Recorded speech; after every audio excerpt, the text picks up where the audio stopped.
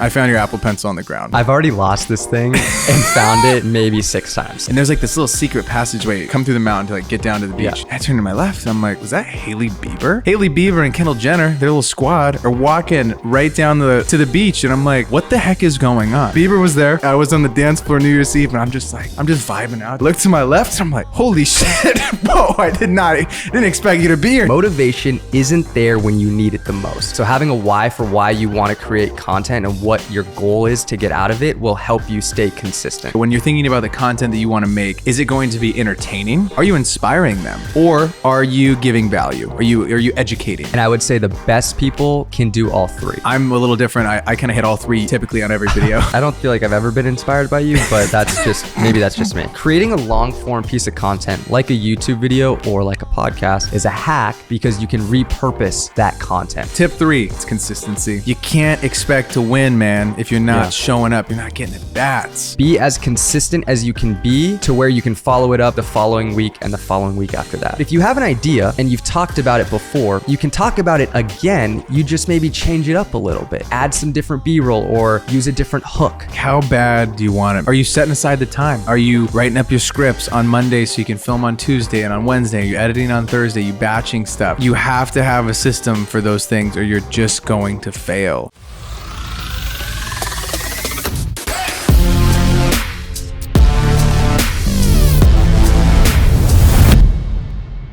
Check. Oh yeah, I sound good.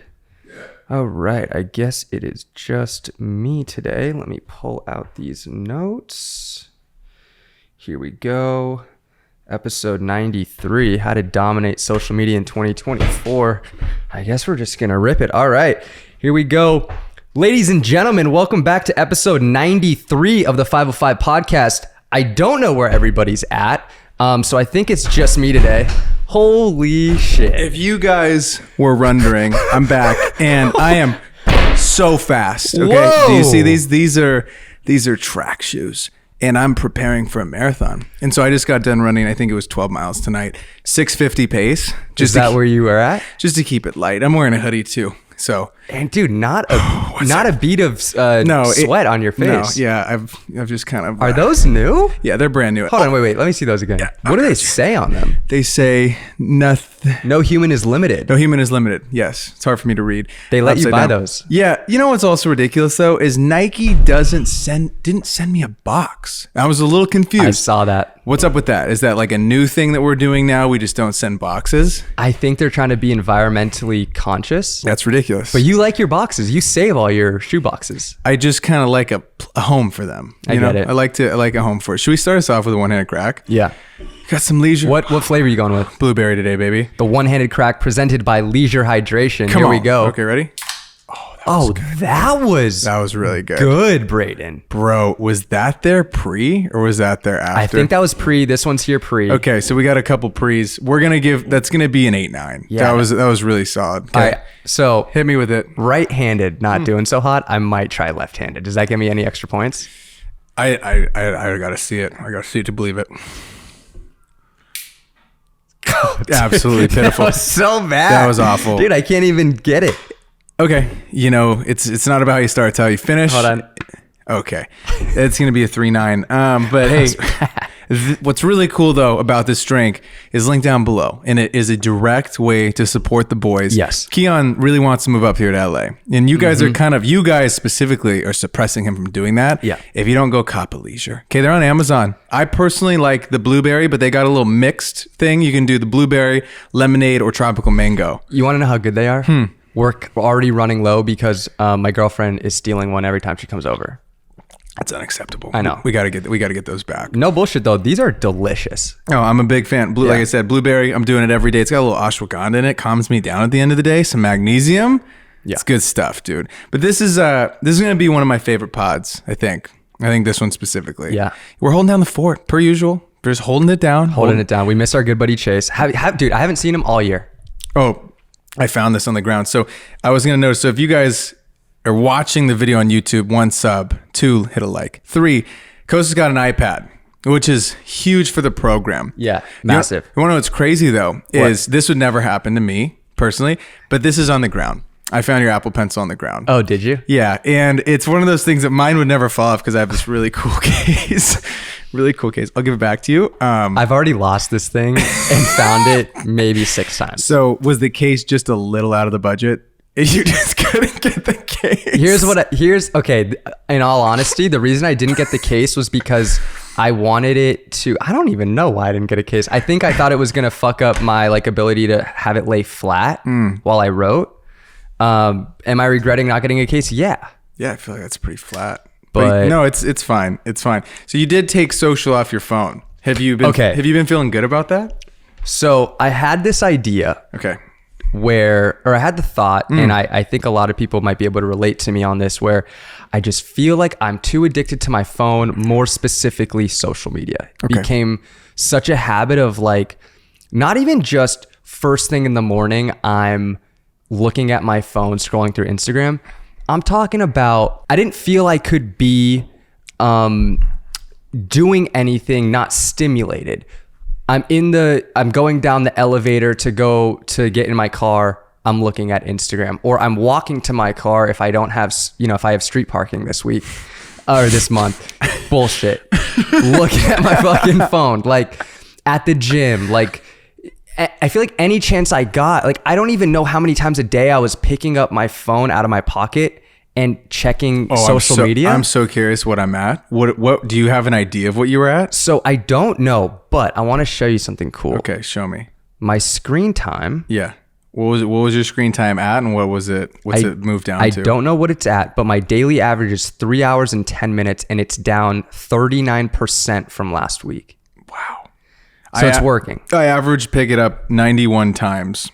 Oh, you can see average pickup time? Is that under screen time? Daily average is 91 pickups. Where do you see that? If you go under screen time, yeah, and then you click see all app and website activity, I'm averaging 91 pickups a day. Oh my God. One time on Sunday, I had 138 pickups. It's mostly messages is my biggest one, and Instagram is second. 121 averages. Okay. My biggest one now is messages. And messages and Outlook are me. 1, 2, 3. Dude, I'm just texting everyone because I'm like I'm not checking social. I'm like, where can I get my fix in? You know, like hitting up people I haven't talked to in years. You're like, hey, just checking in. What are you up to? Just checking in. I will say though,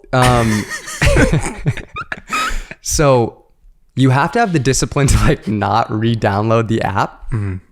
But I will say, not having it on my phone has made me feel more present when I'm outside of the house. Inside of the house, like I'll check Instagram or TikTok on my iPad. It's weird because it's native to a phone, like you have to stretch the screen, so it's not as enjoyable of an experience even looking at on the iPad. So that's kind of helped. But I have felt that like, because I don't have it on my phone and I'm keeping the discipline of not re-downloading it out at dinner or just like out on my everyday life. I think when I was first doing it, because I've had this for about 2 weeks now, like the first couple of days I'm reaching for my phone and like, I'm just like trying to use it. And then I realized that social media is not on my phone. So I'm like, all right, I'm just putting it back in my pocket. And now I find myself reaching for my phone less. That's awesome. And it's been great. I really enjoy it. Yep. Just spill the drink. Yeah, it's fine. Damn. Dude. Hold on. Please hold. We got a flag on the play. That is a huge flag on the play. Koz has dropped the leisure all over his phone. You know, on the topic of new things going into the new year, I've been a journal guy for the last, let's see, about 8 years, I think I've been a journal guy. Okay, I've started it in college, picked it up then. That's it? Yeah, I think only 8. I think 8. But I've recently, in the last 2 years, I've switched to the iPad. So I do all my note taking and notability. But there's just something about the physical journal that I want to get back into. So yesterday I went and bought 2 journals now. I'm a 2 journal. 2? Yeah, 2. So I wanted a to-do journal that I can, because dude, there's something about writing it down. It's not the same in your phone as having the notes list. It's just not the same. Totally. So I want to have a physical to-do that I can go right in the thing, cross it off. It's in a pocket notebook from Moleskine. Then I got the bigger one that I'm actually going to make my, my Figs Rock Talk, daily Rock Talk in. So the bigger one's going to be like your daily check-in. Yeah, like your my feelings. I usually go like a free write, and then if anything comes up, and I'm saving the iPad for everything podcast and business related. Okay. So that way I'm kind of separating this like almost leisure, like therapeutic activity, and then business stuff will stay on the iPad. Yeah. Because I still love Notability, how I can separate it by everything. You know, it's just really nice to have the categories, and it's super easy to find and whatnot. And then I love having it. Obviously, you copied me for the podcast. It's a game changer to have it on the table. You don't have to have this huge mega 27-inch laptop that is just kind of sitting up with us. Little hard to see my notes. Yeah, I was going to ask you about that. Is that you know? Yeah, and I'm kind of worried that the viewer's going to see what we're going to talk about beforehand because I'm kind of showing my cards here. Yeah, kind of showing it out, dude. Yeah. If you guys are watching again on YouTube, I mean, I'm leaps and bounds tanner than you right now, and I know that bugs you. Dude, I recently learned, this is something you learn when you get a girlfriend, is that there's different skin complexions. Okay. You have olive skin. I have red skin. Oh. Like I have red undertones. You have olive undertones. People with olive undertones get tan so easily. That's a thing. And it takes me so much time out in the sun to get kind of tan. Like I don't tan easily. I feel like you tan so easily. Yeah, I feel like it was like 2 days and I'm like, God, you look phenomenal. I'm looking different right now. You Like this is phenomenal. I was out in the land. I went for a little vacation over New Year's for a few days. Went to the great land of Mystique, and it's a little island right above Venezuela. It's part of St. Vincent and the Grenadines. Very blue water. And I was relaxing. Dude. Yeah. Oh my God. It was so nice. I was going to the beach, a lot of journaling time, a lot of reading time. Picked up a couple books before I went. I'm reading a new one called Getting to Yes. That's pretty good. The first one I read, I don't even remember the damn title because I just didn't love it. I got to page like 80 and I was just like flipping through it. I'm like, this isn't going to be for me. I'm not going to like this one. And I think that people should do that more often because I feel like I used to just always be like, you have to finish the book no matter what. Fuck that, dude. Yeah. If you don't love it, there's no point in continuing to read it. Like you got your little part of it. Okay, that's fine. You don't love it. Like pass it on. Life's too short to read a book that you don't really enjoy. Totally. So I flipped it out, pieced out. And what's up? You were on an island? I was on an island. Were there anybody else there? There were some people there. Yeah. You know, I was out at the beach one day, and it's like a lot of celebrities go to this island. It's like, it's a thing there. And so I'm out posted up. They let you go though? It was like a charity thing again Nice. that I was able to go. Me and my buddy Andrew were there, and we're just kicking on the beach. And there's like this little secret passageway, you come through the mountain to like get down to the beach. Yeah. There's a little walkway. And so I'm sitting there, and I turn to my left, and I'm like, glance, because I'm not a starer. Okay. I'm a glancer. You know, just quick glance. Who was that? Hailey Bieber?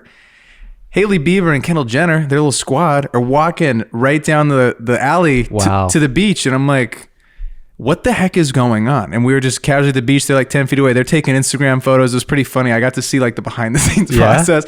Professionals. Yeah. Professionals in the space. They have a process? They have a process. We're talking about a process today. Those girls have a process for taking these gram pics, dude. One girl got up, had the little film camera. I'm like, oh, I'm about to get a master class right now from 2 models on how to do this whole thing. Did you learn some things? I learned that it's just so effortless for these girls. There was no blink. There was no, we got that one. No. There was a girl that had the camera. She goes out. She's got the film camera. Hailey and Kendall were like sitting there. She kind of did like one pose. It's just immediate. Next, but fluid. There's no, it's not like I'd be like a robot out there. It's just fluid. It's like, boom, hold the book, flip the book down, look away. Done. That's it. Took 15 seconds. That's the difference between amateurs and professionals. I'm sitting on the beach just like... just slow golf clap. Slow golf clap. Anybody else see that? No, dude. See what's going on here? It was so funny. We saw Bieber was there. Justin was there. I was on the dance floor New Year's Eve, and I'm just like... Yeah. I'm just vibing out, dude. And me and my boy Andrew, I looked to my left, and I'm like... Holy shit. Whoa, I didn't expect you to be here, dude. I thought you guys were going to be vibing in your house. And we were one of the first. We get to this party. It starts at 10, goes till 2, I think 2. So we get there at 10:30. We're thinking 10:30 is fashionably late. This place should be packed at 10:30. We're one of the first 5 people there. Nice. I go in and I see this other group of people, and I'm like getting a drink at the bar. And I look to my left. I'm like, is that Margot Robbie? She's just vibing, just having a time on the dance floor. There's no one there. There's like literally 10 of us there, and she's just like having time of her life with her friends. And I'm like, this is weird. What is going on? I chose a pink shirt, and I don't think if I could go back, I wish I could show you guys the picture. I'm not a sweater. Okay, not a sweater kind of guy. Yeah. I usually don't. So I go to the gym. It takes me a long time to really put in that work. Oh, you don't sweat. I don't sweat. I thought you were talking about a shirt versus a sweater. It's pretty difficult for me to break a sweat at the gym. Like if I go to the gym sometimes, now that we got that really fancy gym, 5 minutes in the sauna will just kind of get me like started, and then I go out and then I can like really start to sweat like crazy. Well, you said you just ran a half marathon. You're not even sweating at all. No, and this is my point though. This is like, again, kind of back to the thing. Like I'm wearing a light pink shirt. My boy Andrew taps on the back. He takes a picture. He goes, dude, look at this. I'm like, oh my God, that Margot Robbie saw me looking like this, dude. It was fun though. I'm hyped to be back though. Hyped to do the show. I know we missed a week. We're sorry about that. Yeah. But we're holding down the fort. And it came at a great time though, because this is so value packed that you guys, I think you're going to forgive us right off the bat. You're going to be like, okay, we get why you had to skip a week, because this is one of those pods that, you know, you're going to want to lock in for. Get your notebook out, get your new notebook out. And it kind of makes sense. I was wondering if you got any of these tips from like Kendall or Haley or Justin, because they all crush it on social. Yeah, I wish I could have asked them. I wish, can you imagine just on the dance? I'm like, do you have any tips for the 505 pod? It's like, what? You can't hear anything. It was so fun. But dude, I will say the reason why I bought these shoes, also on the topic of marathon, I don't even think, did I say that on the last goal setting pod? I don't think I did. I don't think I talked about it. Dude, no, you hit us randomly like, yeah, I'm going to run a pod. You had to one up me, dude. I was like, I want to run a 5K. And you said it on the pod. Fuck it. So now I think I got to go do an Ironman. Bro, we're in the line at LAX. Okay, imagine this. We're headed to the airport. It's like 8 o'clock. I left 4.5 hours early for an international flight. Okay, get in the queue at LAX, and we're far, dude. We're like far away from the airport, and I'm like in this stopped line of traffic. I'm like, okay, we're 4.5 hours early. There's no way we're late to this flight, you know? And hour goes by. We've moved like 50 feet in the hour, and I'm like starting to do some math. I'm looking at the map. I'm like, this is gonna be good. And then we just got on the most random topics, and Andrew's like, we should run a marathon. Like, you won't run a fucking marathon. I'm like, oh, I'll run a marathon, dude. I will run a marathon. We're in that line at LAX. I was so bored. I just went, boom, bought a pair of shoes. I'm like, it's done now. We'll run this marathon. It's gonna be like in, I think, June, July, probably somewhere in like August, I want to say. Is the LA marathon? I don't think it's the LA marathon. We want to run somewhere different. It won't be the LA marathon. We were going to go to Germany because it's the flattest one. And, and so I was like, this will be a good starter marathon. You got to get like lottery pick to go into it. Yeah. So then we got to find a different one. We're going to stay stateside. I'm like, dude, I want to spend $4,000 to go run. We could just run a bunch of laps at the beach. Yeah. But we're going to do a legit one timed, and I'm just going to finish it. But I got the shoes now. So now I'm a runner again. Do you have a goal for like time? No time yet. Yeah. I just want to finish the damn thing. Dude, we ran while we were there about 2 miles. I couldn't walk the next day. And I'm like, only thing I'm thinking about is like, I'm going to do 24 more of those. Yeah. I need to really 24.2. Yeah, 24.2 more of those. I need some, I'm thinking it was the shoes though, because I didn't have these shoes yet. So what's your training split? I promise you we're going to get into these tips, but no, I'm getting sent it by a friend. Oh yeah? Yeah, it's going to be great. You're going to like run every day? No, I think I'm going to run probably like 4 or 5 days a week, and I'm still going to lift. So I'm going to run before the gym, then go get big. Dude, you're just a hybrid athlete. Yeah, I'm trying to be like Nick Bear. That's my goal. He's the man. Yeah, he is the man. He's got a great personal brand, crushes on social too. And on the topic of personal brand, dude, we're giving you guys so much gold today, dude. What do you think is one of the first things that you should do if you want to make like one of these, you know, personal brands on these, like these people do on social media? To crush it on social media. Absolutely crush it. So the first tip, the first thing on here is actually not the first tip. Okay. The first tip, I think, is you got to download the app. Okay. There it is. You got to download Instagram, TikTok. Get them all, and put them on an iPad if you can. Yeah, right. Take them off your phone. Okay, so the first tip is you want to set a goal. You want to figure out what you want to get out of your content, and you want to find a why. Now, Mel Robbins, she's like a motivational speaker. She has a great quote. She says, motivation isn't there when you need it the most. And that's so true. You think about like, you're setting these goals at the new year, and you're like, I'm motivated. I'm going to post every single day on social media.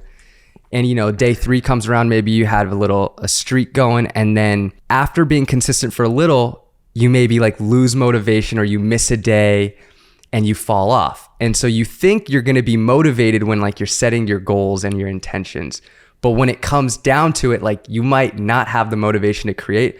life happens too. So having a why for why you want to create content and what your goal is to get out of it will help you stay consistent. I totally agree. And we talked about this in the goal setting pod. When you have that North Star thing to kind of guide you, when you're sad, when you're tired, when whatever happens in life, you pop your tire, your car gets broken into. That happened to me again. It was fucking unbelievable, dude. How many times? This is the third time. It's ridiculous. But anyways, when shit happens to you, it's like the North Star is so much more important to me than the feelings that I'm feeling right now. I got to get it done because this goal is so deeply rooted in my brain. So post your stuff, post these goals in front of you so you can see them frequently. Post them on your little whiteboard, post them on, a little piece of paper. And I also think that there's kind of 3 different styles that you guys can pull from. Okay, when you're thinking about the content that you want to make, is it going to be entertaining? Are you a funny person? Are you, you're making people giggle, right? Are you inspiring them, right? Or are you giving value? Are you educating? Okay, totally. And I think that when you go look at all these people who are doing well on social, they usually fall into like one of those little buckets of stuff, right? And I would say the best people can do all 3. Totally. And I go back to when I was starting out watching Christian Guzman on YouTube. Okay. He was making these long form vlogs where I'm getting his personality, just, how he is as a person, giving you really long form content.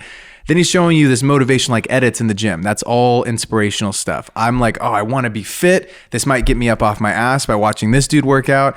And then you're getting education by him saying, oh, this is the deadlift that we're doing today. And he's going way more slow. It's not as like fast paced. Yeah. It's more educational, which is, if you look at your stuff, I think you're doing a really good job of that. You'd posted a video yesterday that was at the beach, and I think it was more inspirational in my opinion, but it also did provide value. Sure. What you said provided value, but it kind of hit a few of those different buckets. Yeah. Obviously, I'm a little different. I kind of hit all 3 typically on every video. So educational, funny, and it's you kind of really encapsulate. Obviously, that's rare. Yeah. It's rare. I don't feel like I've ever been inspired by you, but maybe that's just me. I think you bring up a good point though. Like I'm trying to think of myself, right? Or, let's take when I was really heavy into shooting concerts. Okay. You take concert photography, right? Okay. If you're entertaining your audience or you're trying to market yourself and like you want to, maybe land new clients or you want to book new gigs as a concert photographer, right? You'll post your photos that you take at the show. Maybe you make a video recap of the show. You can post that. If you're trying to educate, right, which I've done before within the niche of concert photography, this is how you build a deeper connection with your community. And it would be me teaching my audience or making videos about concert photography, how to, get sharper images when you're shooting in a club, or why you should have a wide angle lens and a telephoto lens, like educating your audience on how to do what you do. And the third one is inspiring. So I think when you inspire through your content, if you're a concert photographer or videographer, you're going to make content on top of what you were paid to do. So let's say like you went on a weekend run, right? Like with Diplo, like I've done before, or with like Loud Luxury. I'm going to give them like photos from that weekend, and I'm also going to give them like raw video clips, but I also might make like a vlog or a video that they're not like asking as a deliverable, but I'm going out of my way to make something more inspiring for my community. I also think that your goal with this stuff isn't to go viral. And everyone is trying to play that game of like, when am I going to hit one that's just like over 1 million? You really don't want to go viral with your pieces, I think, right? Because if you do go viral, okay, it's great. You get this huge influx, but let's say you've posted like 4 videos. These people are going to come to your page.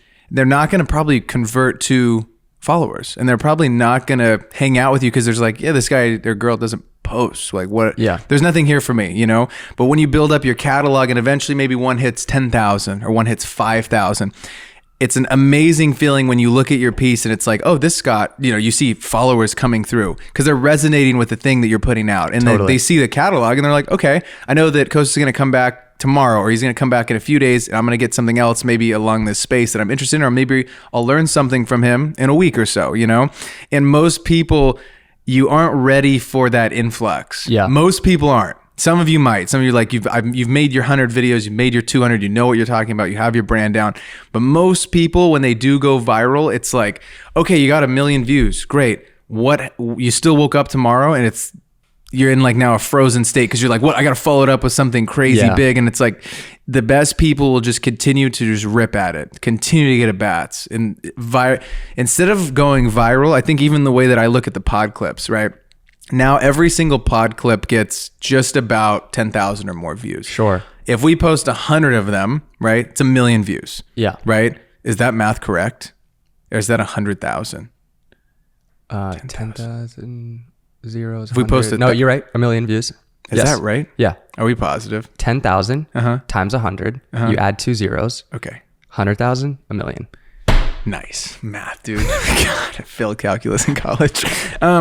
Anyways, it's more of the cumulative that I look at rather than it just being like, oh, did this single one flop? Doesn't really matter because tomorrow we're going to post another one and hopefully it does a little bit better, right? That's kind of the way I think you need to think about your own stuff. Don't be so attached to, is this hitting 1 million every single time? It's such a lonely game if you get in that headspace. Yeah, totally. The next tip we have is you want to pick your platforms. Pick them wisely. There are so many different social medias out there. God. What do we got? We got Instagram, TikTok, YouTube, Twitter, Pinterest, LinkedIn, a bunch more. There's tons more. Lemonade. Yeah. All kinds of stuff. And what do you think you should focus on the most? I think you have to play to your strengths.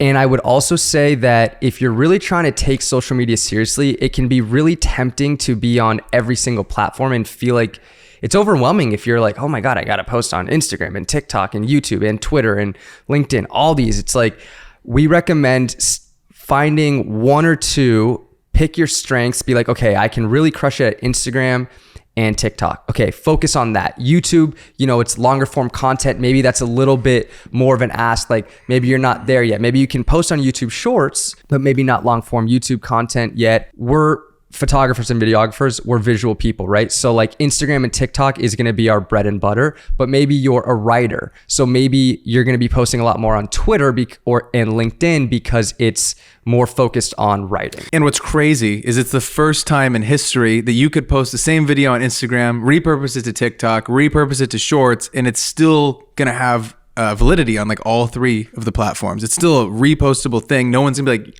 what the heck are you doing with this video? Whereas if you make like a YouTube video and you post it on TikTok, they're gonna be like, yo, why isn't it vertical? For the most part, they're like, hey, what's going on here? This is wide. This platform's not meant for that. I see a trend though, dude. What is it? I think that long form is coming back, and I want to pick your brain on this. Okay, whole time I was away, right?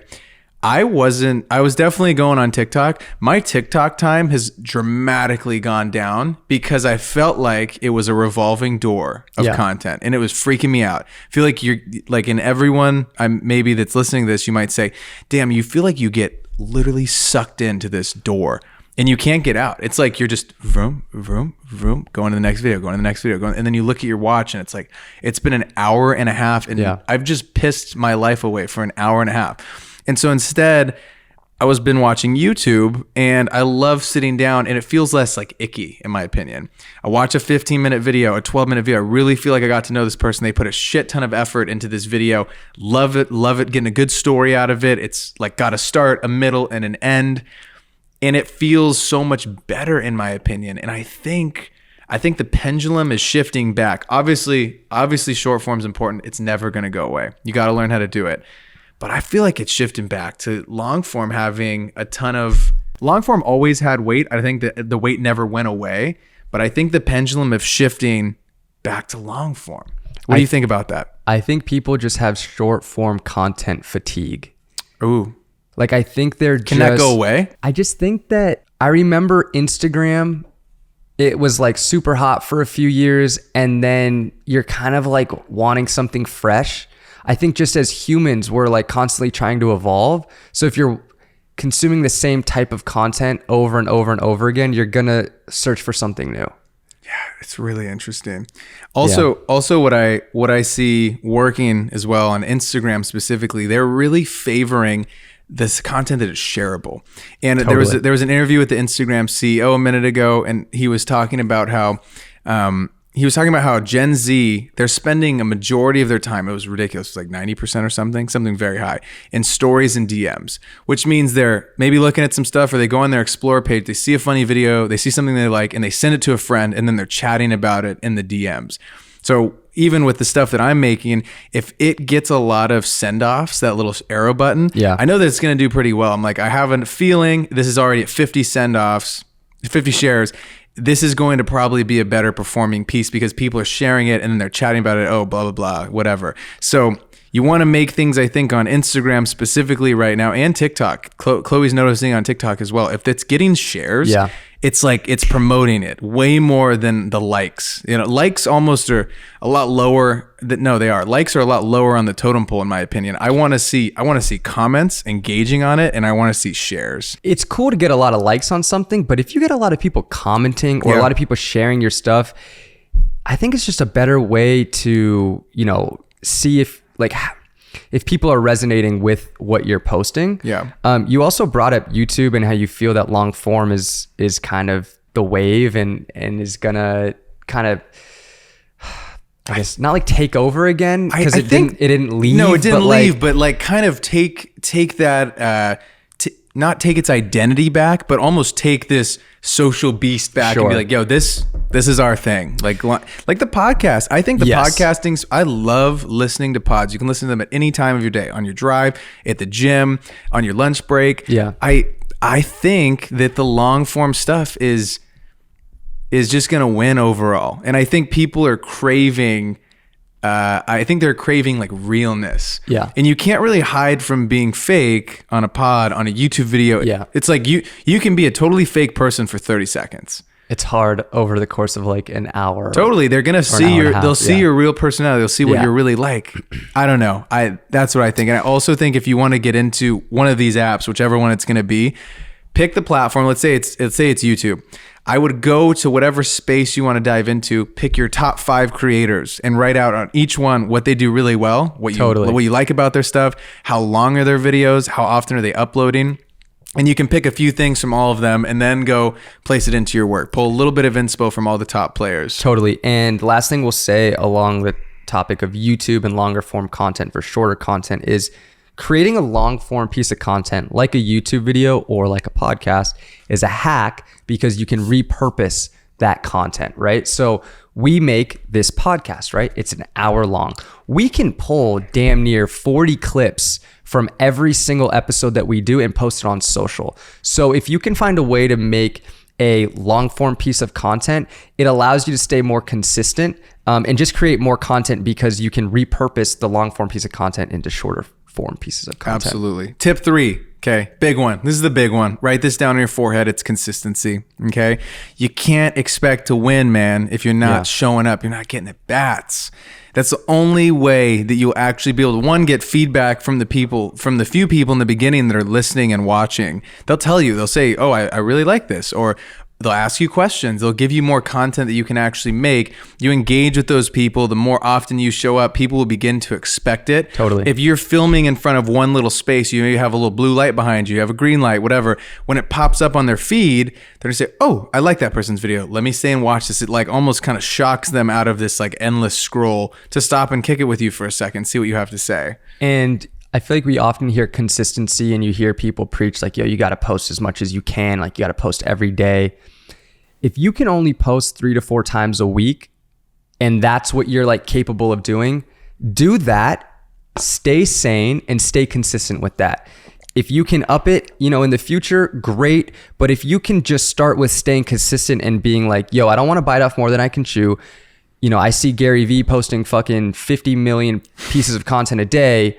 I'm not there yet. I can stay consistent with 3. If I do 7, maybe I can do 7 this week, but I could only do like 1 or 2 the following weeks. Scratch that. Make, 7 videos that week, but post 3 this week and 3 the next week. And the rule of thumb is like, be as consistent as you can be to where you can follow it up the following week and the following week after that. A lot of those social guru people that you guys see too, they have teams of people. They don't cut that shit. They don't post that stuff. They don't come up with the copy for that stuff. So you can't hold yourself to that same standard of them, especially, I hate that when they say that. They're like, you have to post every single day on all the platforms, like stop bitching, blah, blah, blah. Dude, there's like 45 people running the account. It's very annoying because it's not true, like really try, like we said, 1 to 2 platforms, rip it as many times as you can to continue to follow it up and get a plan. Like you gotta have a plan with this stuff. Make it easy for yourself. Totally. And that's another thing is like you want to get rid of as much friction as you can in your content creation process.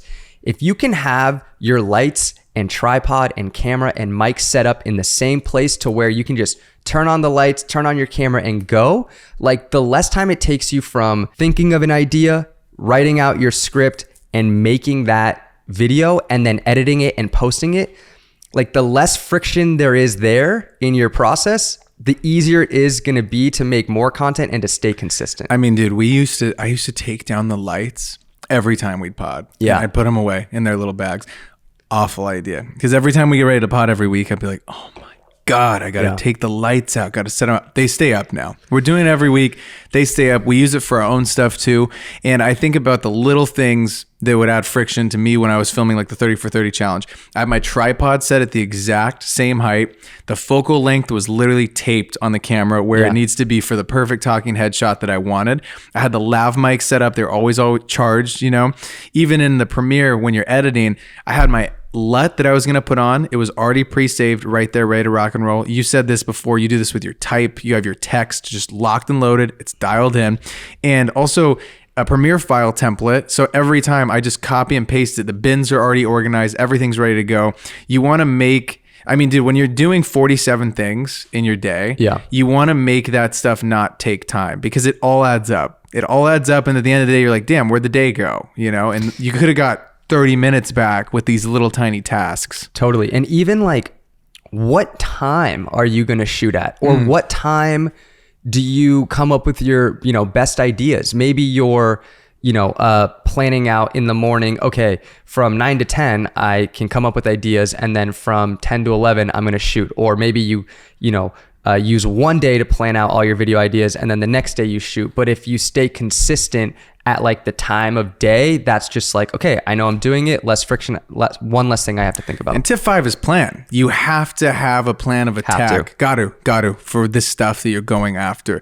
Because the pros, if you just sit down and you turn on your camera and your mic's there, you're not gonna just get struck by a lightning bolt of a great idea and you're just gonna start talking and like David Goggins is just gonna come into you and embody himself in your voice and like it's just not gonna happen, right? And you're gonna get better as you practice, right? That'll help you if you stay consistent. All the other things will kind of trickle into place, but have a plan. Write out your script if you have a little bit of a script, or if you're not a script person, write out your bullet points. You have to make it an effort to have some sort of system, some sort of process. Otherwise, you're going to fall to the systems and processes that you don't have. Also a tip on planning. Something I used to struggle with is thinking, if I've talked about this before, I've already talked about it, I can't make another piece of content about it. Similar to how you might think like, oh, we did a podcast about it. Why do we need to make like a short form piece of content? But if you have an idea and you've talked about it before, you can talk about it again. You just maybe change it up a little bit. Yeah. Add some different B-roll or use a different hook. Just because you've talked about something before doesn't mean you can't talk about it again. Dude, the first time you posted it, nobody was listening. Exactly. Post it again, dude. I remember there's this one video that I posted probably 4 times. Every time someone comments on it, I've seen this one before. I'm like, hey, shut the fuck up. Okay, just how about a like, keep moving on. Thanks for the comment, by the way. But it's the one where I say, oh, if you're shooting a sports video, you get a good clip, the next clip, cover the lens. That's a great tip. Totally. Every time it's posted, it still gets like insane engagement, gets over 20,000 views. And people are like, oh, this is crazy. I never even knew this was a thing. Again, like they weren't listening the first time, dude. And if you go look at a lot of the people who post excessive amounts of content, I'm talking like 10 plus things a day, they're repurposing a lot of the same stuff from their talk, from their webinar, from all these things that they've done. It'll just be filmed a little bit different or add a different hook to the very beginning and they repurpose it and post it again. Tip 6 is try different types of content and see what sticks. When you're first starting out, make all different types of content. I do like podcast clips and kind of motivational stuff and maybe some gym stuff and then me teaching about cameras and then vlogs of me on the road. Like it's a bunch of different types of content and I see what works and then I lean into it a little bit more. And you want to pay attention to your KPIs, your key performance indicators. That will tell you what's doing well and what's not. And we kind of talked about this before, but we feel like comments, shares, and saves take a higher priority than views or likes. One example is when we were doing our 30 for 30 challenge, I went down close to the beach and I filmed a video talking about like, you should shoot more. Like I was just getting out there because of 30 for 30 challenge, just shooting more for fun. And I wanted to tell people like, hey, you shouldn't just pick up your camera when you're getting paid for it. Like you lose the magic of it. And so I talked to the camera, I shared that, and I made some B-roll with it. And it got like 150,000 views. And I was like, wow, compared to all my other content, this resonated so much more. People were sharing it on their stories, saving it, commenting it. Like people really resonated with that.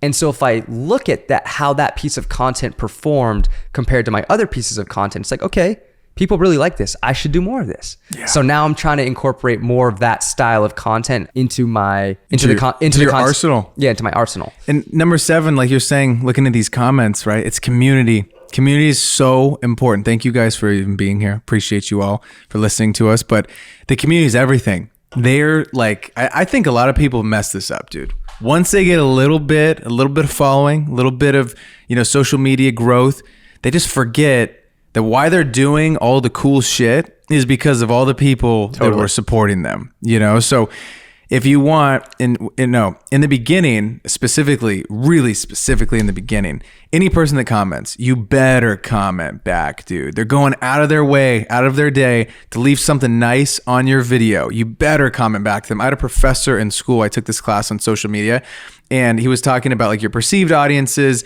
and how we think about this digital world versus like a real person in a real situation. And when someone comments on your posts or on your Facebook, whatever he would say, right? He's like, it's like if you don't respond back, it's like you're outside, someone's walking by you and you go, "Hey, what's up, Mike?" You just walk by. You just keep asshole. You just keep walking by. Okay, that's what it's like when someone comments on your stuff and you don't respond back to them. They're like, dude, they're showing you love. They're helping you out. They're boosting up your posts. It's like the kindest thing you can do to any creative person is leave a nice comment on their video, on their photo, whatever video. It's so you better go out of your way to comment back to those people. Especially, you can't expect just your first post, why isn't anyone commenting? Yeah. And you're not actively engaging with other people. It's like it's a two-way street, right? All of our friends that make stuff, when it pops up for me, I always try to comment on it. Yo, love this. You're doing great, sweetie. Trying to leave some love, dude. Trying to leave some love. Help out that algo boost. Thumbs up. Like, comment, save. Comment, save. I sent it off to myself. Every time you post something, I send it to myself, just so you know. Dude. Thanks, appreciate man. you. I got you. Just trying to help. Speaking of community, I wasn't going to talk about this, but this might be a good chance to bring up the creator trip that we're working on. Oh, dude. Yes. Because we need to figure out what the Rocks want to do. Okay, so Kostas came to me with his idea, and he was like, yo, we should go on like a destination trip. So this trip company came to us, and they gave us a bunch of options, right? I think, okay. Well, we sent out a survey. Oh, we sent out the survey. Yes. And we got a lot of you guys wanting to go different places inside the US and then a few outside of the US. In the top 3, though, was Iceland. And then another in the top 10 was like Alaska and Yellowstone and Yosemite. Yeah. So we were looking at this and we were like, okay, I think we should either maybe we stay local and we go to Alaska, or we go to Yellowstone. Those would be 2 really cool options. And pricing for those would be around $2,000, not including flights. But then we saw Iceland. And me, Chase, and Braden have never been to Iceland. And it was in your guys' top 3. Just so you guys are aware, an Iceland trip without a flight is going to be about $3,500. It's pricey, but with the flight, probably an extra $800 to $1,000. That's what I was thinking. So all in, I would say we're going to be close to like $4,500, potentially even close to $5,000. So we really want your guys' opinion, because like we're going to make this happen. It's going to be around July or August, but we need to know if you guys want to do a full send to Iceland, or if the $4,500 all in, $3,500 without a flight is a little too pricey for you guys. Yeah. And you guys would like us to stay more local. Because we'll do whatever. We're going to do one of these. Yeah. We're for sure going to send a trip. I believe there's only room for like, 10 people? 10 to 12 people max. Yeah, something like that. It's a small group thing, right? We need at least 8 people to commit to going, and we can actually make a trip happen. Yeah. And I personally, I think we gotta go to Iceland rocks. And so like the girl was trying to kind of talk us into going a little local, and I'm like, dude, let's go for the moon. Let's send it. Yeah, let's go. We've never been. We'd have so much fun. We'd get up to some crazy shit in Iceland, I bet. Yeah, so if you guys are like down to do a creator trip and have us be with us for like probably a week, right? 5-6 days. Like 5-6 days. Yeah. Go to Iceland. We'll teach you guys some stuff. We'll hang vlog, out, dude. Come on. Shoot some awesome stuff. God, I think so it would be a fun. ton of fun. But we need to know if like you guys would actually be down to commit, and if that is in your guys' budget, because I think it would be like a fucking amazing Shoot time. us a DM, comment, say, hey, Trip Nation, baby. Yeah. This is I'm a rock that wants to go on a trip. Yeah. Let us know. But if we go on the trip, we know it's going to be great. But when you're creating social media, you should have like no expectations going into it. No with expectations. the trip, it's going to be sick. Yeah, but with with social media, zero expectations. So tip number 8 is create with zero expectations / disconnect from your content and detach from the numbers, which is easier said than done, but Totally. it's so necessary. Rick Rubin had something on the Human Pod, and he was saying how when you create stuff and you do leave it without any expectation, no attachment to the thing, it's just like a diary entry. Like whatever you're going through in that moment, whatever you're feeling, whatever's happened in your life, that is what, you came out of it with. Not, oh, this has to get this certain amount of numbers, because then you're putting all these external factors on the thing, and you make different stuff. You Totally. make completely different work when you have all these external, pressures that you're putting on yourself, that this has to hit this numbers. If it doesn't get this many likes, I'm going to delete it, which is something that a lot of people still do. A lot of people still do that, So try, when you're making these things, especially on, first off the bat, make like 100 things, dude. Yeah. Make like 100 pieces and just see what the deal is. Who's commenting? Who's coming back to you? Who you actively talking to in the DMs? People will tell you what they enjoy. Dude, shout out to you guys that text us about the pod. It's really helpful for us. If you hate something, you guys tell us, even though I didn't ask for that, even though I didn't ask. Yeah. Like, I didn't like this one. I'm like, huh. Interesting. Well, it's a really nice point, Diane. I liked it. It's a really good point, Diane. No, but dude, people chat with the people that are watching your things. If it gets 5 likes, if it gets 500 likes, and do not just attach yourself to, dude, it's a lonely game if you do that. You're going to burn out with that. It gets old quick. I also think that like, if you are personally attached to your content, like your insecurities and your self-esteem issues are going to hinder you from creating the content. Like, if a video underperforms, you're looking at it as, oh, this video didn't perform because people don't like me. And that's not the case. The video didn't perform just because it was not a great social piece of content. Going off of our like self-esteem issues, which we all have. Everybody. Right? But it's to the littlest things, is like, oh, I don't have the right background, or like I don't have the newest camera, or I haven't been doing photography or video long enough to be teaching about it. Like, you start where you are and you progress as you go. I was making TikToks in my mom's bathroom because I didn't want to do it in my little high school room. It was kind of weird. So I was like, screw it, I'm just gonna do it in the bathroom. Echoey as shit. It sounded awful. It was on my iPhone with the flash on. Yeah. It's terrible. It looked yellow light. What can you do? But it didn't matter because I just started making them. And then as you go, if you go to any big creator, you go to video 1, it sucked. It was terrible, right? For everybody. Yeah. Obviously, like that's just how it goes.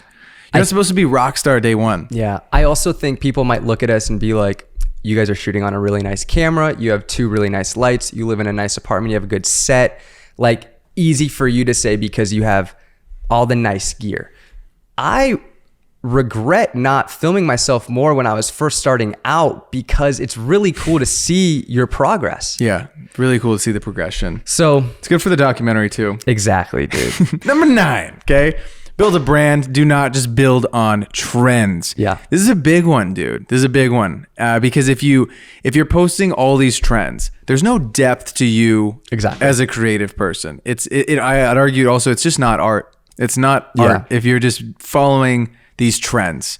And I don't think that's debatable, right? But if you're pulling from all these different places and you've really done your 10,000 hours, you've worked at this hard, and you make things that strike you, things that are compelling to you, things that you see you want to talk about, that's art, baby. That's stuff that'll like move and push the space further. And we don't have enough of it, I don't think. Totally. Right now. I think there's a shit ton of copycatting going on right now. It's sad, but I think people are starting to really start to push it forward. The one thing about trends though is like, don't cut them out completely. Totally. I think you can use them in a strategic way. It can be part of your content strategy because let's say you do a trend and it goes viral and okay, now you build some awareness, a little bit of momentum, and you have people discover you, and then okay, he posts trends. I like his stuff. I'm going to click his page. Oh, he posts some other type of content. It allows you to get awareness. I was watching the Mid Combo podcast though with Paul and Ed Lee. Shout out. And Ed Lee said this really cool thing. He said, you want to think of high effort and low effort content. And he said every time he was going to make a social piece of content, it was so high effort. He was trying to make a movie with every Instagram reel. He said he's trying to find a balance between high effort content and low effort content. And the low effort content can be a trend. We talked about consistency. It's so important. Like maybe you don't have the motivation to create a super high effort piece of content today, but you still want to stay consistent. So I think that's where you can utilize trends. I think it is a balance though. It's a balance of like, you don't want all your content to be trends, right? Because there isn't depth there, I don't think, right? But if you have all these really cool videos, you have a couple, like you said, for awareness, you pop a 7-second sound that's really trending. It's in your niche. It's in photo video. A lot of people see it. Maybe a brand sees it and they're like, oh, boom. Let me go message them because I saw this little video that had a bunch of views, a bunch of likes, a bunch of comments. But maybe it's relatable. Totally. Something relatable that's short, you know? And if you do too much high effort content, you run the risk of burning out. Yeah, totally. Number 10. Become nicheless. Ooh. Share all of your interests, dude. Totally. This is a big one, okay? And I think this has shifted a lot from when we first did the pod, we might have given you advice and said like, go so narrow on your niche. Because that's what I think everyone used to say in the space. It was like, go so narrow on one thing and that's all you do. That's like, you hammer it, you beat it till it's gone, right? Whereas I think now we want more as humans, as people that were scrolling, we want to see like, oh, what else do you do on the sides besides this little thing? And you're putting all kinds of different, we're showing you so many more aspects of our lives than just, this is me with the camera. Exactly. You know? I will say, I feel like you want to be nicheless because you're interested as humans. We're all multidimensional. We're not just interested in one thing. I think a lot of people who listen to this podcast are photographers and videographers. I think that's going to be your main thing, right? Totally. The main thing you're going to make content about is photography or video. But that's not all you have to talk about. If you have different interests, if you like to cook, if you're training for a marathon. Yeah, I'm running. Oh yeah. Like, if you're training for a marathon. If I just feel like as humans, we're interested in so many different things, and don't be afraid to bring that into your content. Don't feel like you need to pigeonhole yourself into just one type of content that you're making. Like don't pigeon your hole, dude. Don't pigeon your hole, dude. But I show the fish tank, man. Exactly. Everything's dead in it right now. It's not looking great. I've been showing it. Fish are still alive. Everything else is dead. It's great. But and the people that you guys all love, they don't just talk about one thing normally, right? Exactly. It's like they're bringing up other things. Maybe they got a dog that they like. Maybe they got places that they go travel to, food that they cook. They cook mean steaks. Yeah. You know, you never know. Everybody's got something. One of my favorite creators is Life of Riley, and he's a stunt driver. Okay. And he shoots on a Leica, and he just travels and he makes really awesome photographs. And he's a photographer, but he's also a stunt driver, but he also likes to cook steaks, and he has a golden retriever, and he likes to make Negronis, and like all of these different things. Like, he's a photographer, that's his main thing, but he brings all of his different interests into his brand, and it makes him more interesting of a person. And you're like, oh, he doesn't just do photography, because he's also making a steak and skiing, and he's awesome. I want to be like him. Totally. And I want him on the podcast. Totally. I think you'd also, as people, like if it's like an onion, right? And you're peeling back these little layers. Okay, you're a videographer, you're a photographer, but maybe you went through something traumatic as a child, whatever. As you share more about yourself, you attract different types of people to your thing. You know what? Maybe there's some filmmakers out there that are like triathletes. Couldn't be me, but that's crazy. I'm gonna stick with it. Just barely can do the running thing, dude. It's gonna kill me. But that's something that other people gravitate onto. They're like, oh, I love to do biking, cycling, swimming, blah, blah, blah. Biking, cycling, swimming. That's biking, cycling. It's the same thing. Biking, running, and swimming. You know, I want to do all three of those things. I'm inspired by that. And I also am a filmmaker. I'm also a photographer. And so as you peel back those layers to yourself, you unveil a whole new group of people that you can attract. It also, I think it becomes more broad in the people that'll come to you. It's not just people with a camera. It's like, oh, maybe that's just a person that runs and they're like, oh, you just happen to take cool pictures and shit. I don't really care about that. I'm more like interested in the running stuff, but yeah, kudos to you. I also think it's cool when someone finds you for one thing and then they're also interested in this like other niche thing that you like. I remember Peter McKinnon, he's making, you know, all these videos about photography, and then he made a video about his everyday carry, like what he keeps in his pockets. And he's like, you know, I don't know if any of you guys are going to be interested in this, but this is the kind of content I like and this is what I'm interested in. So like, I want to make a video about it because I like it. And then you get people who enjoy not only photography, but like that niche type of content. You're like, oh, I'm into that too. Now I like Peter even more because I like his photography and he does everyday carry videos. Yeah, totally. Number 11 is to position yourself as an expert. Now, how do you do this though in the beginning? When you might not be at level 10. You might be at level 3, level 4 on the scale of things that you know. So I think you have to keep in mind that everybody's always learning. There's always going to be people that know more than you, but there's also going to always be people who know less than you. We've talked about this before, how you're like, if you want to be a filmmaker and you're thinking of yourself as like an aspiring filmmaker, like you're not a filmmaker, you got to think of yourself as a filmmaker. Drop the aspiring. You are now a filmmaker. You are that. So if you don't feel like you're necessarily a quote unquote expert in your field, let's just take photography, right? Like study more content, learn more about it, and understand that like if you've done some shoots and you've had experience, you have knowledge to share and experience to talk about that other people might not. Maybe you're not at the top of the game, but you're ahead of some people and you have knowledge to share. An example of this is like Keith Lee, dude. Okay? Yes. Keith Lee's making these funny food reviews. They're awesome, very, very entertaining.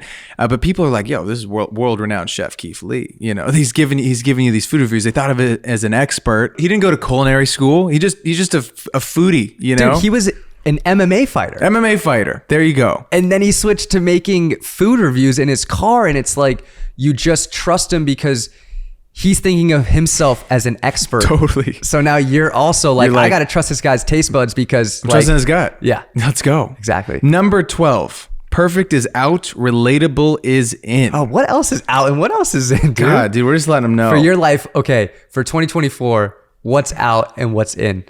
What is out is...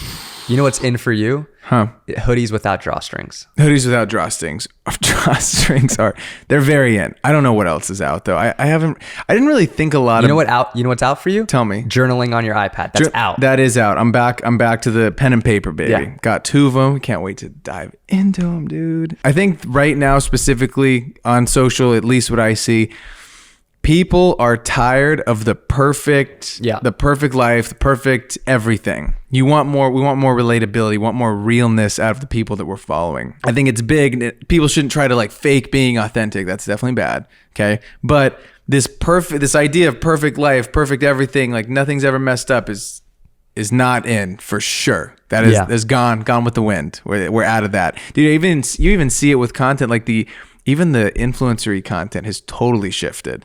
They're doing more of those like photo dumps that are just like kind of candid and shit. It's not like as staged and as polished, which is very interesting. It's like it's social has seen such a huge shift, I feel like, in the last year. Yeah, the photo dumps are interesting because it's almost like the less aesthetic you can make it is like the more aesthetic it is to Gen weird. Z. It is so weird. But like I think of someone like Casey Neistat, right? Like he was so relatable.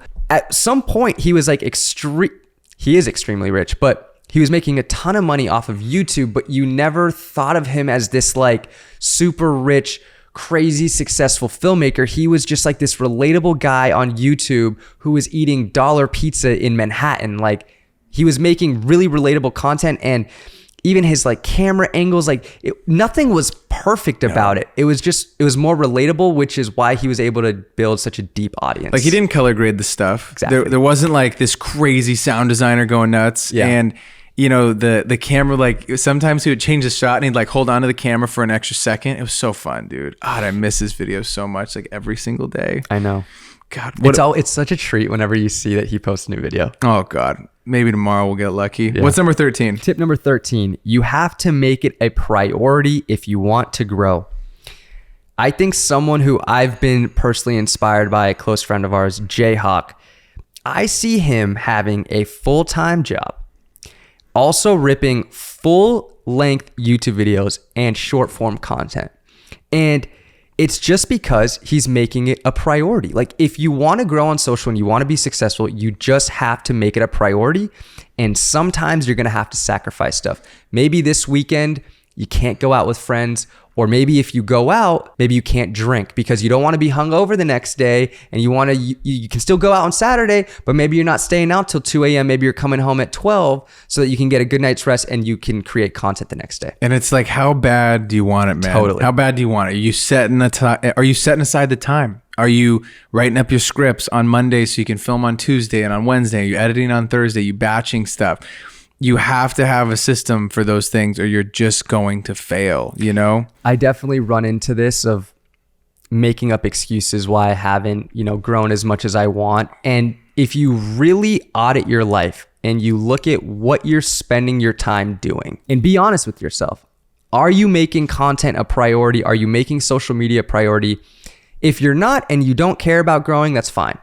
But if you're like, I really want to grow, but you're only posting a video, once a week, twice a week, you're making content only when you feel like it, and it's not your number one priority, and you're complaining that you're not growing, I don't want to talk to you because you're making excuses for yourself. And sometimes you just have to be honest with yourself, telling yourself or seeing how much effort you actually are putting in, and be honest with yourself. And I feel like we can always all put more, but I bet you if you're not seeing the success that you want to see, it's because you're not making it a priority. I completely agree. Number 14 is you got to collaborate with others, man. Totally. If you want to go fast, you go alone. You want to go far, you go together. You go with the rocks, okay?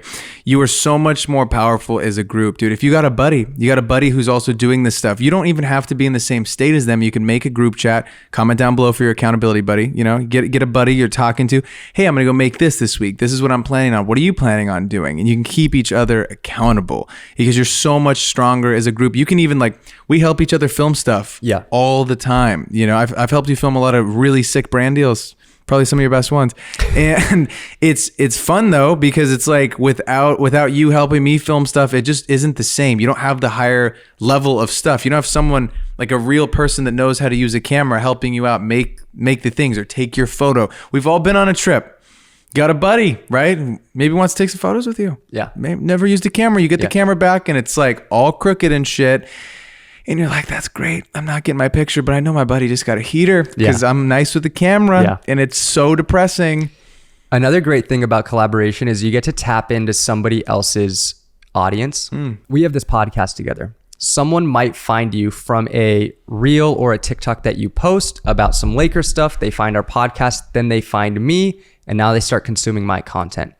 We also have guests on this podcast. We've had Jayhawk on. I would bet that someone was following Jayhawk, listened to his episode, liked our podcast, and has maybe listened to at least one other podcast. Collaborating with other people allows you to tap into other people's audience. And when you're collabing, it should be with people who have similar interests as you and are making similar types of content. I'm probably not going to collab with a painter. Okay. Maybe. Just hate painters. I love painters, but it's maybe that doesn't align with what I do. I feel like to get more benefit out of collabing from both parties. Totally. It makes more sense for me to collab with a photographer or a videographer, than a bowler. Okay, yeah, than a bowler. Yeah. Sure. Number 15, storytelling is key. Braden, it really is, because facts tell and stories sell. Come on, dude. That's what I'm talking about. Listen, okay? Don't talk about what it's made of. Just show them, dude. You got to show, not tell. Okay, you don't got to be like, today we're going to be doing this, and this. Look at everything that you're doing and figure out how you can tell a story either with your day, with the little piece of content that you're doing. This is a good example of a little storytelling piece I made a little bit ago. Okay, this is a great example. There was this kid who had a sign, a Laker game, and he like flew 15,000 miles, something ridiculous, other side of the world to come to the Laker game. Okay, so I go get a clip of the kid in LeBron. You can see that wide. You can see the kid in LeBron. Next cut, it's like a 5-cut thing. The second cut is the kid closer up, like a medium shot, like 50 mil, pretty close up. You're now establishing this is the second character in the thing. He's holding the sign and he's looking like God. He's just like, come on, dude, please come up to me. Please come up to me and sign this thing. Third shot, now I'm on the other side and you can see the kid just going crazy behind like LeBron as he's warming up. The fourth shot, LeBron sees it. The fifth shot, he's up there signing. The sixth shot is like the reaction of like, oh my God, he signed the thing. You know, it's like, I don't even have to say this person did this, this, and this, and this. You can see it. You can see the sign says, this is how many miles I flew to be there. You're getting like more context behind it for who's the player that they're trying to talk to. And I think a lot of people don't do this well. They don't have to, like, a lot of people that vlog specifically don't do this well. Yeah. They're like, hey, today we're going to go do this. It's just not as interesting. Casey did like the most insane job of that. He'd set you up. We'd have some sort of conflict that we'd have to resolve. There'd be a resolution at the end of the day. Or he would tell us about a thing that was on his mind. And throughout the day, throughout his whole 16-hour day, we would chip away at little things that made sense of the point that he struck at us in the beginning about confidence or about whatever it was that day. And throughout the video, we're kind of peeling back layers of him proving his point of why he thinks a certain way about said thing. And it's like, it's provoking to you. It keeps it like, oh, what is he going to say next? And it's like, oh, okay. And then it maybe makes you think a little bit different about the thing. At the end of it, it's like, that's what it'll leave you with. And you're like, God, did it again. The classic example is Nike. Yeah. They don't talk about what materials their shoes are made out of. They talk about how you're going to feel when you're running them. When you're running the marathon, why did you buy a pair of Nikes? Because you're trying to be in a pair of Nikes running the marathon. You're not going to go buy a pair of Adidas. Like never. They tell better stories. I would never buy a with pair of their Adidas products. Shoes. Never. I'm a checks, not stripes guy. Yeah, dude. And you know, I will say like certain pieces of content, it's maybe a little bit more difficult to think about and create a story and narrative around it, but there is a story in every piece of content. Is that right? There's this piece of story. There is a story that can be told in every piece of content. I completely agree. Do you have any tips that we can leave the rocks with today? Okay, I think some of these we may have touched on, but we're just gonna rapid fire. So these are just like kind of specific tips. Okay. For social media. We talked about you want to create shareable and savable content. You want to show your face, your personality, and talk on camera. We talked about insecurities can make it hard to record, but like if you don't show your face and speak with your voice, it makes it hard for people to really get to know you. I think you're also just leaving bread on the table as a creator by not showing your face. Yeah. We get that question a lot, dude. I see it. Do I have to make content as a videographer? Dude, there's so many DPs, so many producers, whatever. They don't make anything. They still have like very successful careers. Yeah. I just think you're leaving so much bread on the table and so much room for your career to blossom. There's so many other things that'll come from it later on down the line when you're maybe not making the thing, just from the connections that you'll make on social or from, there's been so many instances where someone random has seen a video, followed me, and I'm like, whoa, no way. You start a conversation with them. Yeah. That gate is never going to be opened unless you are making some videos or posting photos or making graphics. Totally agree. You know, I will say video content is the wave. I think that photos are kind of making their place back into your potential social media strategy with like photo dumps like we talked about. But I think video is so highly favored that it should be a main focus in your social media strategy. Speaking of videos, you need a hook. And you need the first few seconds of your video to be super captivating. On short form content, first second or 2 seconds of your video need to be captivating. YouTube, you might have like 5 to 10 seconds because people are expecting a longer form piece of content, but that hook, you gotta be captivating. Yeah, start some series, give people something to look forward to. Totally. You know, Tip Tuesday, whatever the thing's gonna be for you. Have something that you can have reoccurring every single week. People like, boom, this is really helpful. Film everything you do so you can use it as B-roll later. You want to have an archive of photos and videos of you. Something that I want to start creating, talking about low effort pieces of content, is just like filming myself throughout the week. And you can either put a voiceover or use text on screen and, you know, take a trending sound or some sort of sound. And it's like, okay, now I have like a vlog type of content. It was relatively low effort because I can just film a bunch of stuff throughout the week and splice together a video on Sundays. If you're not filming yourself a ton, just doing your everyday mundane tasks or filming yourself in the process, like film yourself when you're writing out your ideas for your videos. Like maybe you can use that B-roll later on. If you want to get more story views, something that you can do is you can let your stories all expire and then start with your face. Okay, start with your face in the screen, talking to the camera, whatever it's going to be. People will actually be more willing to probably watch, see what you have to say. Then they'll move on to the next, the next piece. Maybe put like a poll or how you can like the slider where you can rank it. So it gives people more engagement, you know, and Instagram will favor that stuff. If you have a poll, even like when I was, I do that a lot. I'll start with a poll of some sort. People will vote on it. And then the next one gets way more views because way more people, it boosts it out to way more people. And then the last tip is just have captions on your videos. Super interesting. Tell me. My uncle is deaf. One of my uncles is deaf. Okay. And I was with him on Christmas Eve, and he was saying how much he appreciates when we put out our podcast clips that they have captions on them. Because he's like, sometimes I'm going on Instagram, and Instagram is different than TikTok, where TikTok, when you open the app, you can hear the sound immediately. When you open up Instagram, the sound isn't on. So a lot of times people are scrolling on Instagram with the sound off. So he's like, if I'm watching a video of someone, I want to be able to see what they're saying, but if there's no captions, I don't know what they're saying. And I think just having captions taps into another sense and helps your videos. I love that, dude. Hey, this is episode 93. Damn. God, we're so close to 100. So close to season 3. So many big things planned. Shout out to Leisure sponsoring this pod. Cop of Leisure down below. Ladies and gentlemen, thank you so much for tuning in. Please hit that subscribe button. Leave us a like. Drop a comment. You need an accountability rock. And we'll see you guys all in the next video. Peace. Peace.